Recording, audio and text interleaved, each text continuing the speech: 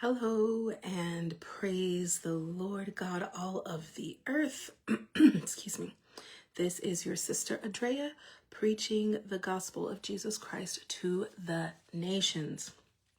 So last time we talked, we discussed the children obeying your parents in the Lord. And I wanted to touch bases with that again and to go into provoking, and what provoking does. What does provoking mean and what does it do? So we're in Ephesians chapter 6. And so last time we discussed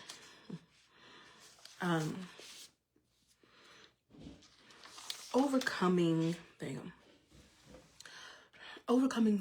your past, overcoming self by obeying God now. And so Paul talks about revenging all disobedience by your obedience.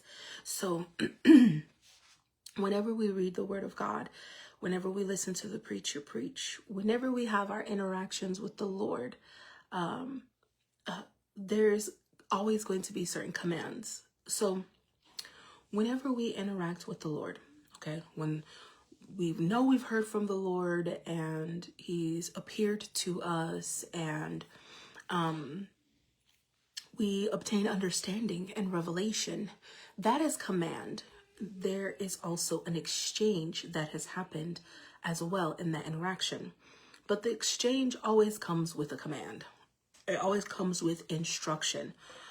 If it doesn't in that moment, then it will eventually come with instruction. And so that's why we always position ourselves in the presence of God so that we are staying on top of hearing the instruction and obeying it. Excuse me.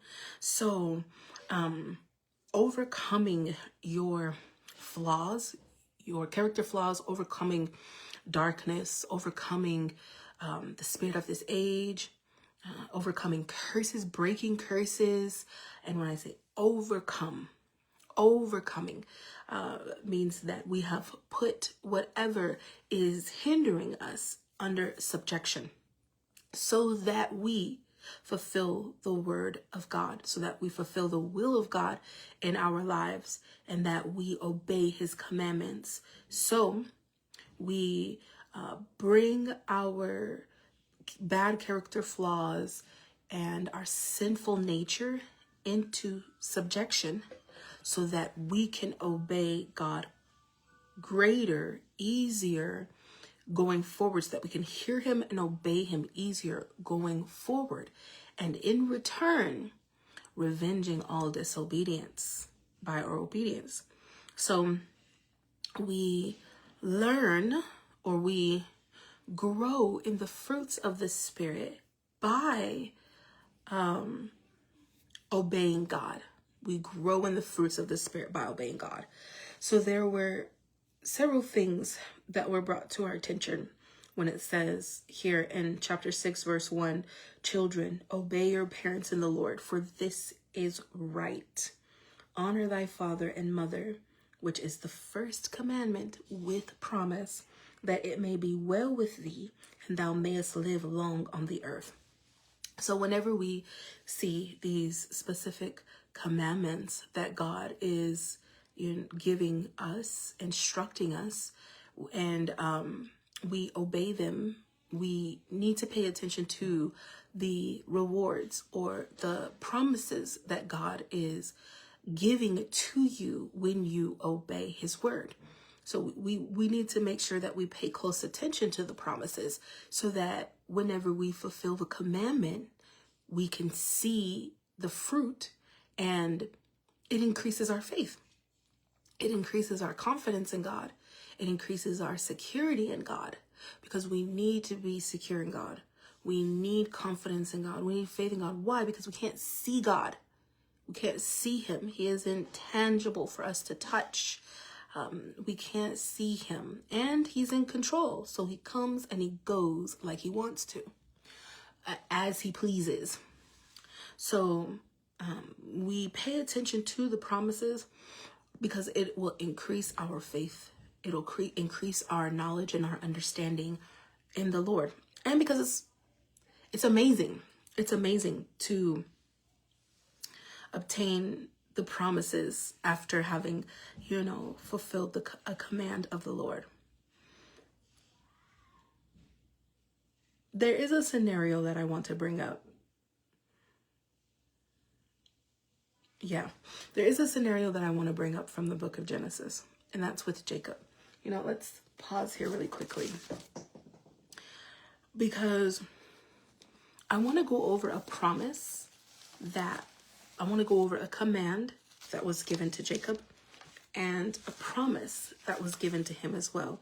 And then I want to go over the rules, the rewards that he obtained from this. And with this, we are going to see confidence in Jacob. Great confidence in Jacob. So, we know that Jacob is the twin of Esau.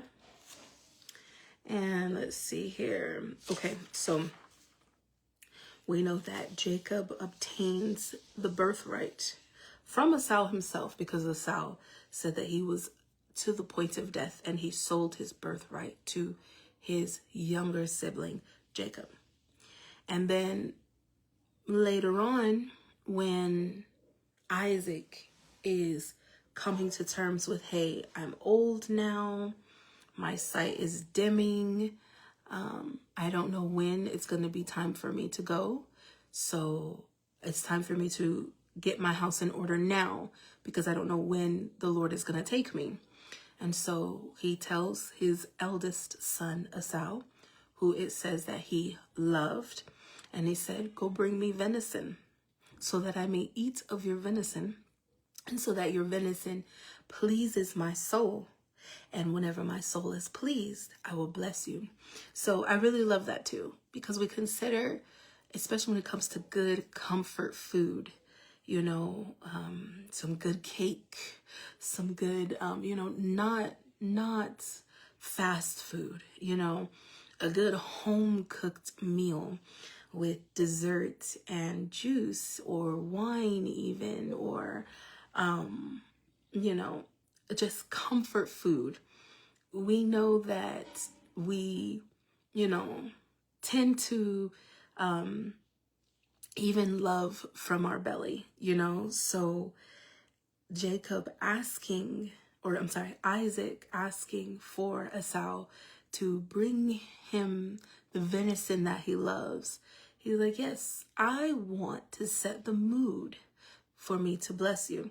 We even see the Lord exhibiting this in Revelation when he has, before the angel takes before him the incense from the altar and also the prayers of the saints, producing this atmosphere for the Lord before making righteous judgment onto the earth. So we see this, that setting the right atmosphere brings about certain emotions, brings about peace and love and joy. It positions you to be, to obtain revelation, knowledge, wisdom, patience, love. It positions you to obtain good things and good fruit as opposed to what an angry situation will. And we're going to talk about that here soon when it comes to the fathers provoking the children. So, but that's what Isaac says. Isaac says to his eldest son, Esau, bring me venison so that I may eat and that I may bless you, so that my soul may bless you. And so when Rebecca hears, hey, their mom, she hears, hey, Isaac is about to bless Esau. when she hears that, that is big news, by the way. So that is word that does go forth. Oh, a blessing is about to go forth. People today, we don't regard our words. So we do not believe that our words today affect like they did then, but they're just as impactful. They're just as impactful. So that was a big deal. That was a big deal. That was something that needed to be told to Rebecca. Hey, Isaac is about to bless Esau. He's about to bless him, put on him the inheritance that is for him going forward when Isaac dies. And so she gets things set up so that the promises of God can be fulfilled, in which he gave Rebecca. He said that there's 2 nations in her womb, and they are 2 different people. They're 2 different people, meaning that they don't have the same characteristics or mannerisms. They don't have the same, and they struggle. They're struggling within you. However, the eldest is going to serve the younger. Okay, so she is trying to be a participant in the promise that God had made her regarding her 2 sons, regarding her twins. And so when she hears this, she is prepared. She is ready. Oh no, my son, come on.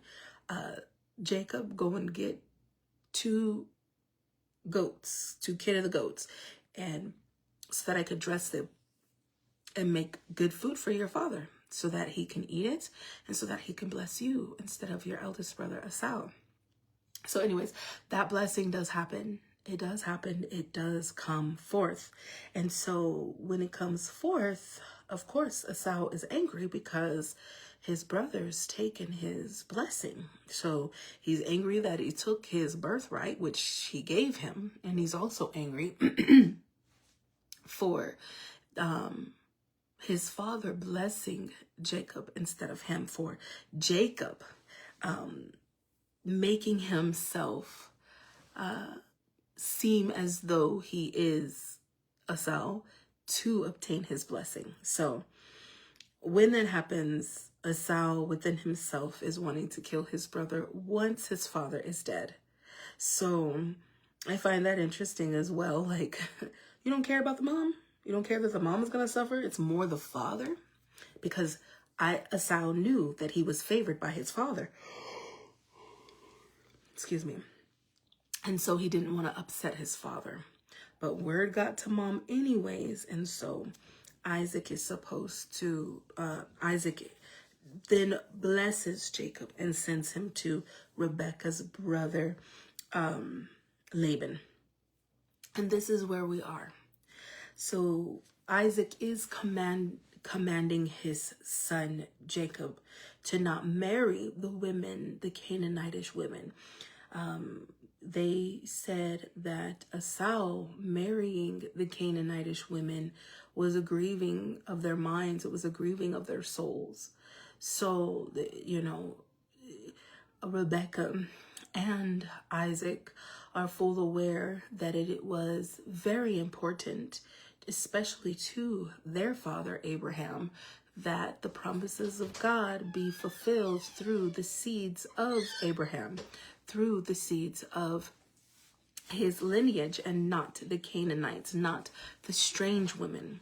The strangers of the land, they worship false gods. And so there's only one and only true God, and they want to keep that bloodline flowing. They want to keep that bloodline going. And so it was a grief of mine. It was a grieving of their souls when Esau married 2 Canaanitish women. But Isaac was going to want to bless Esau anyways with that. So anyways, he commands his son to not marry any one of the Canaanitish women. Marry a woman of his own land. Okay? And that is in chapter 28, Genesis 28. So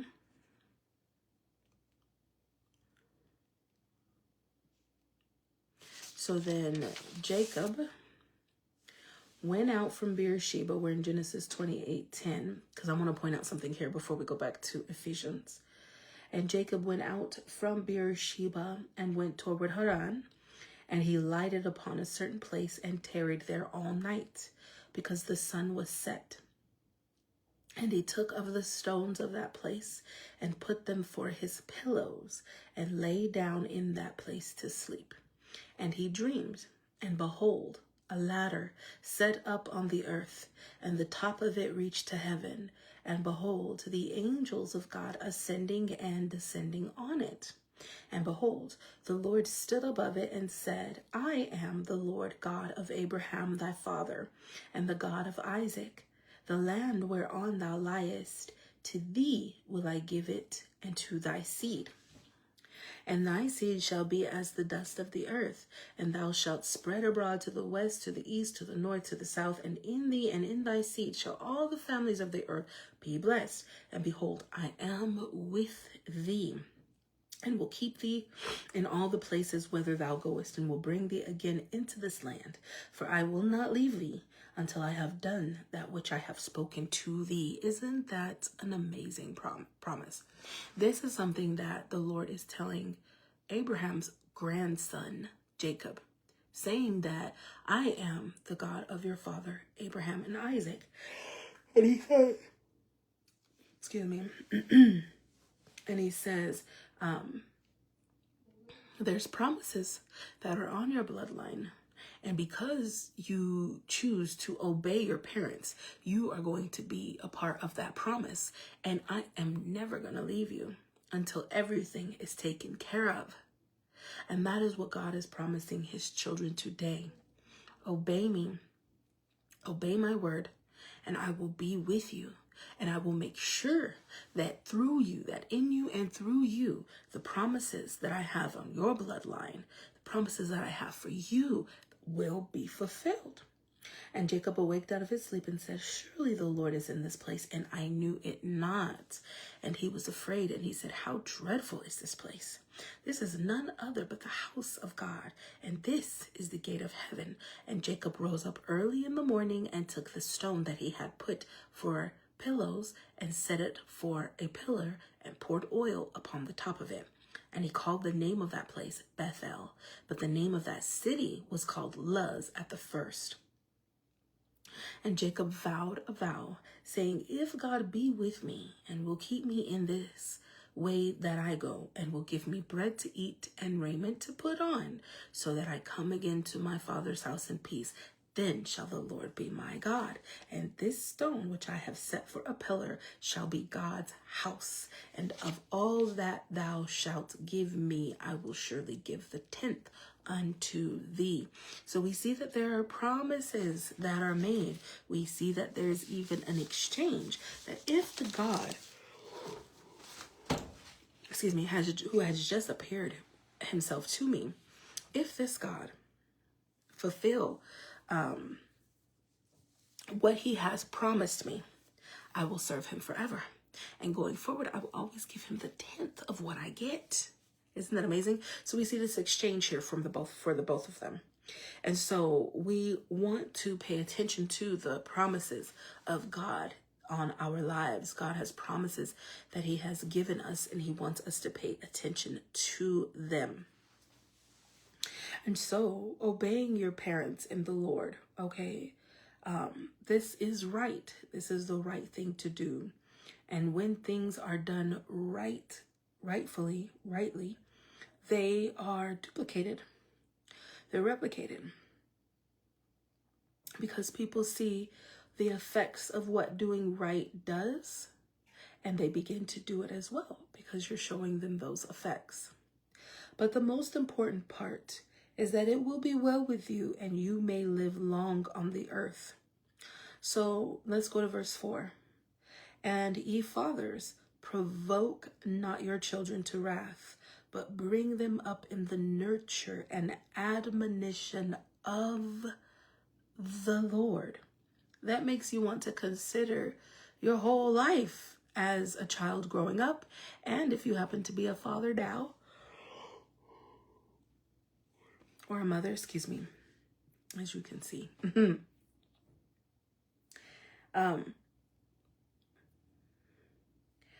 When as a child in this scenario, or a younger person, so when we say child, we're even talking about those that are in their 30s, in their 40s even. When among a certain group or a certain age group of people. And so even if you are provoked by your father or by your mothers in the Lord, obeying them will still be well with you. Obeying them will still bring you long life. You're avenging all disobedience by your obedience. As far as for the fathers, because like I said in the last video, I've had to forgive my parents multiple times. Not for my parents' sake, but for my sake.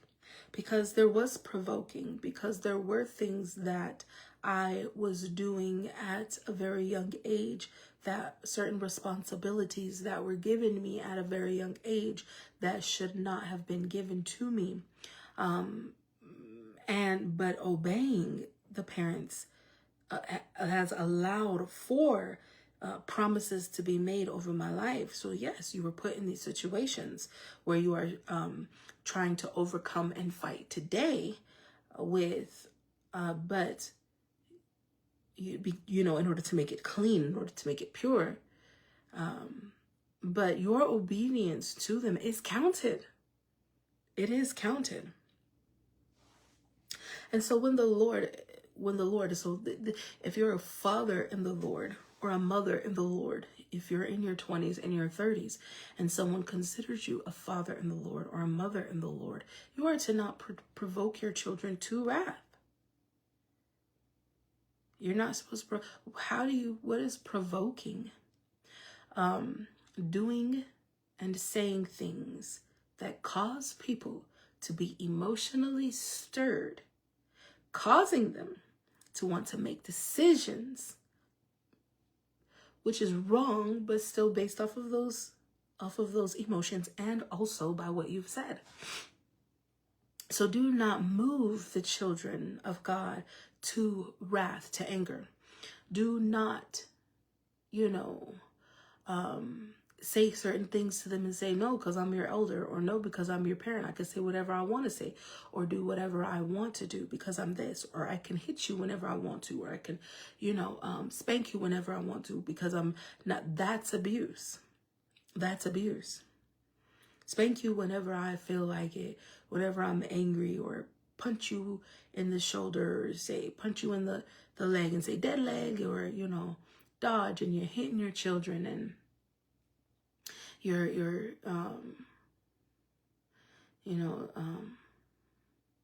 saying ugly and degrading things to your children, joking with them in a way where it's talking about their physical body, making fun of, or mocking, or talking bad about the physical appearance of the child, or even if it is just joking, saying, oh, because I said so, it's not saying that, children shouldn't obey regardless as to whether they get an answer as to why they should obey or why they should do what you said. No, we're not talking about that. But, making your children, come from outside playing with the other kids, or just to get you a remote control that's right in front of you. That's a provoking. That provokes your children to wrath.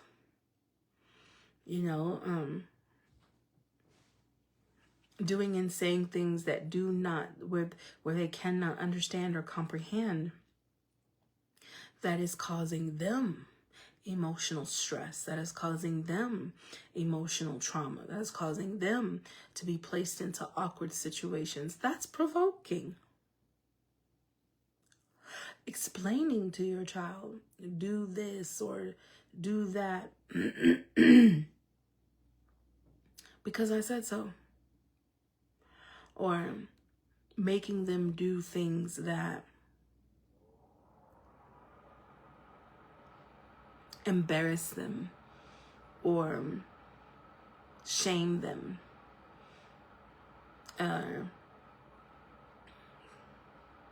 Makes them angry.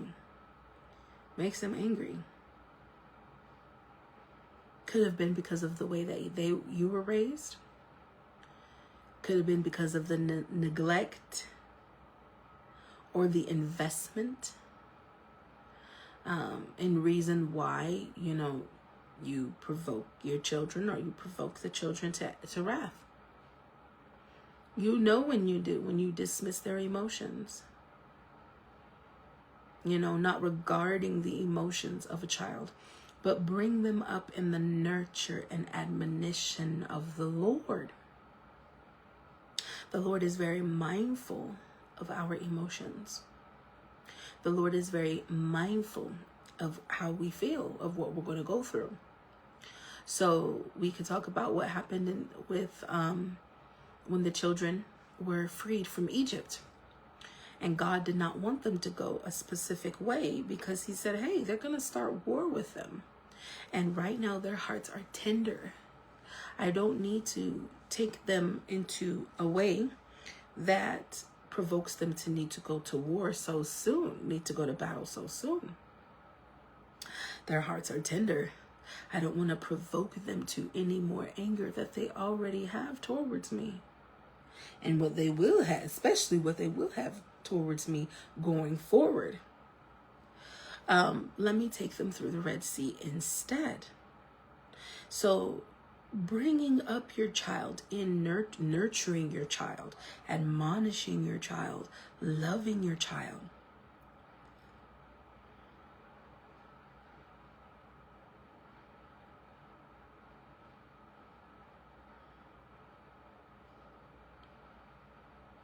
Putting them in positions that increase their confidence in God, and explaining certain situations that increase their fear of the Lord, especially whenever going through chastisement. So as parents in the Lord, and I do believe this lesson definitely needs more pruning, more dividing, more dissecting. I do believe that this does, because there's more to it. But as a parent, especially a parent in the Lord, you are not supposed to be carrying or treating others the way that you were treated when you were growing up. You are not supposed to raise your children the way that you were raised growing up, no matter how integrous. It says, bring them up in the nurture and admonition of the Lord. So what you think is right because you were raised that way, or because you were brought up that way, or because children in my day, they were this. Children in my day, we didn't do that. Children in my day, we did. No, tell them this. Teach them that. God is saying even do away with that culture. And to do what he says to do with your children. Nurture them, admonish them, guide them, lead them. You see, your child is good with art, that God has blessed them with art. Guide them, lead them. Hey, I'm notice that my son is real good with art. So I also know that artists tend to be more emotionally driven. They like to dive into their emotions. They say, how I feel. That's what brings out the picture. You need to raise them up the right way according to that. You're not to be governed by your emotions and how you feel, my son. I know that you're blessed in this area. I know that you can do well in this area, but you are not to indulge in your emotions. You're not to do that. So I do think that there is definitely more here that we can dive into, that we can dissect when it comes to the way the children should be and the way that the parents should be, the interaction that the children should have to the parents. You know, when you obey your parents, when you obey, you you simmer down strife. When you obey your parents, you know, it's well with you. It's well with you. It's well with your heart to obey. And fathers, whenever you've learned that certain areas of your life where you have grown up in are not the ways of God, you are to shift accordingly. You are to shift accordingly and make sure that you are doing away with the old man, the old ways. Yes. Do away with the old man. Do away with the old ways. Do away with that. You are not supposed to raise your child up in the way that you were raised. You know, some of the parents, you know, whenever they were being raised and they'd go swimming, the way that they learned how to swim was their father kicked them into the water, just pushed them in the water. There, swim. You know how traumatizing that is? Does God do that to you? As an adult, does God do that to you now? As a parent, does God do that to you, being the father of all? Being the father of all spirits. Does he do that to you? How does he teach you? How does he teach you? His word, preaching. So when it comes to parenting, when it comes to interacting with our children, we are to raise our children up in the way that they should go. And as a child yourself, it doesn't matter if you have kids up under you. As a child yourself, you are to continue to obey. In the house of God and the church of God, there are many different tiers. So there's tiers of age, natural age. There's tiers of spiritual age. There's tiers of different prophets, different teachers, different evangelists, there's different deacons and elders, and there's different tiers. And so if you are not, you know, the eldest in the room, naturally speaking, you know, or if you're not the eldest in the room, spiritually speaking, you are to act accordingly. You are to respond accordingly, in order and in decency. This will be well with you, and you may live a long life. So we may go through this a little bit more at another time, Lord willing, but I will speak with you within the next 24 to 48 hours.